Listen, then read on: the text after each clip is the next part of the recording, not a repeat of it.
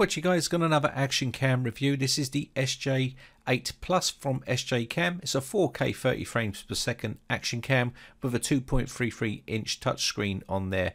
It does support RAW, 12 megapixel Sony sensor on there. Also, we do have support for H.264 and H.265.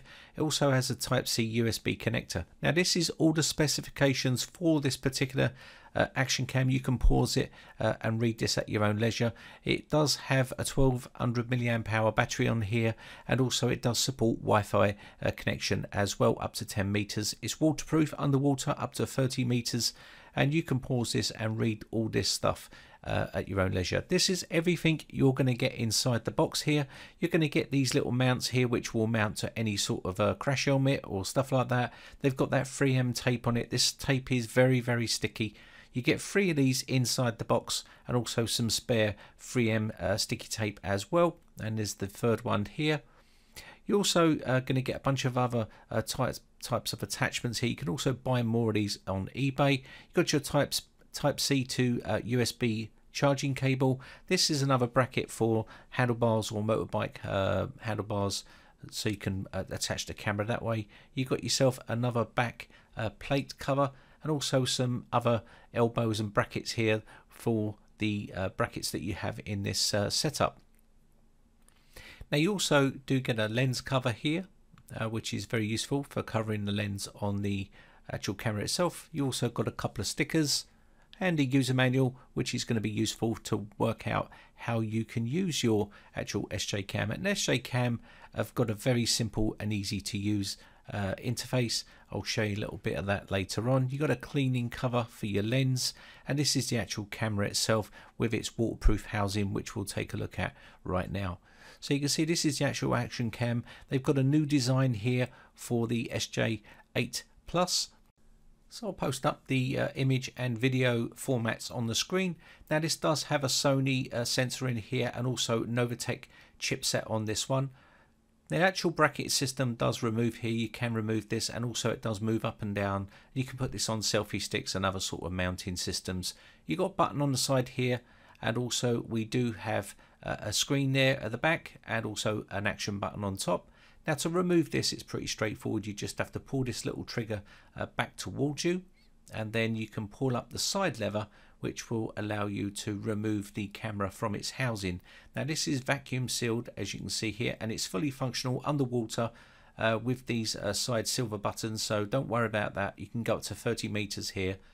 Now, this is the actual waterproof housing here. There's a big improvement on these new models, and also I do like the simplicity of removing this from the actual housing itself. Just give it a good wash out when you finish using it, so you don't get any salt corrosion on the silver buttons. Now, this is the actual camera here. I'm just going to move these lens covers here, these little plastic covers. Now, the front little screen here is very useful for looking at the screen when you're doing selfies or vlogs and stuff like that. This does have a 128 by 64 OLED display, which is a pretty nice feature to have. And also you've got that lens on here as well. Now, this is a wide angle lens, 170-degree wide angle lens with 7G spherical lenses in there. We also have some LED lights up here, and our microphone on the front as well. And the microphone is pretty decent on this camera nowadays. Also, we do have the tripod stand and our battery bay, which we can remove, where we can put up to 128 gigabyte SD card in there. And this has a 1200 milliamp hour battery on there as well, which you can use. Now, the working time for this is 100 minutes recording video at 4K at 30 frames per second, which is pretty nice feature to have. And the charging time on here is pretty good as well. Now, you've also got your power button on the side here, which will power the device. And you have that nice screen on the back as well, which has a touch screen, and the menu system on this is very easy to navigate and work out. Now, underneath here, you're going to have your charging port, which is your Type-C charging port. And it's nice to see that they're implementing these charging ports with Type-C on them. It has a 2.5 hour charging time on this one as well. Nice color screen here. And again, once you've got your card in here, we have a dual screen on this one. The back screen is 2.33 inch, which is quite nice. You've got this lovely little red LED light that will light up here, and you get all the information to what you're actually doing on the front as well. Now this is a touchscreen, as I said. You've got all your information here where you just push your settings cog, and this will allow you to go in and change the photo resolution.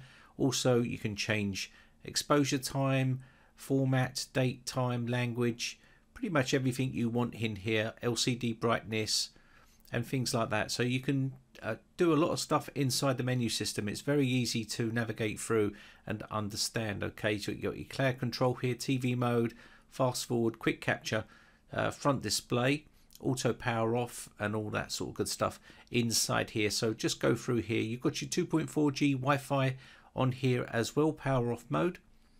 There's loads of areas you can go into here and change to whatever you want to do, like sharpness, quality, fine, normal and economy. You've got loads of bits and pieces here which you can change: saturation, contrast, white balance, color. It's packed with features that's going to help you get the best out of your little camera. And you can see we do have RAW mode there as well. Now the actual camera itself is very small, and it will be great for selfie sticks and stuff like that, depending on what you can do. You can buy loads of attachments for these types of cameras. The front facing part is really useful because you're going to have that little display there, which is that OLED display, which is going to help you when you're doing vlogging. Now the modes here will give you video mode, video lapse, slow record, stills, photo lapse and also burst mode. So you've got all your modes there that you can use, and it will let you choose what video mode you want to go into. So once you're in there, you can hit the video mode and then also go into the little settings pane there and change what resolution you want to set that to. So we're at 4K 30 frames per second and we're at H.265. You can change this to whatever you like, depending on whether you would want to change that. I don't know why you'd want to come out of 4K really at 30 frames per second. You may as well leave it at that because that's the best quality. Gyro sensor is on, and I'm going to put that on there, and that's going to help stabilize the shot as well. Now if you've got a gimbal, which I would advise you to get if you're going to be doing a lot of vlogging and stuff, they're really useful. Now you can pick up these Toshiba cards pretty cheap. This is a 64 gig Toshiba card and it's a 4K card. Okay, now you need to make sure that it's 4K compatible and it's class 10, and that's going to help you. Okay, now if you want to charge this up, you can charge it in your computer, you can plug it into a wall, or you can use a power brick just like this to charge it up. Now this is the 4K. Now remember, this has been crunched down to 1080p, so you're going to lose a bit of quality, and I've not changed any of the vibrancy settings here, but it is quite an overcast day, and but you're still getting very good quality. Now I'll give you a microphone test in a second, but as you can see it's a very nice image quality, and you can play with those vibrancy settings and white balance and stuff like that. So let me give you a microphone test. Just to give you a sound test of the microphone to let you know what it sounds like. Recording at 4K here. So as you can see, SJCAM have really improved their microphones now. Now remember guys that this is being compressed down to 1080p, and also YouTube will do that, so you're not going to get the true 4K quality to what I actually recorded. Okay, so as you can see, a very good clear image.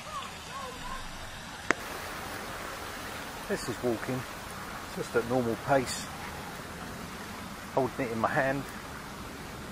No gimbal, nothing like that, just holding it in my hand, and a microphone test. I just took some snapshots here with the camera as well. Remember, these are not true 4K. What I'm showing you here, they have been compressed down to 1080p, so bear that in mind. And that's pretty much it. My name is Brian from briteccomputers.co.uk. Thanks again for watching guys. Bye for now. Now if you haven't subscribed yet, hit the big red subscribe button on my YouTube channel and hit the bell notification button next to that to be notified when we upload new videos.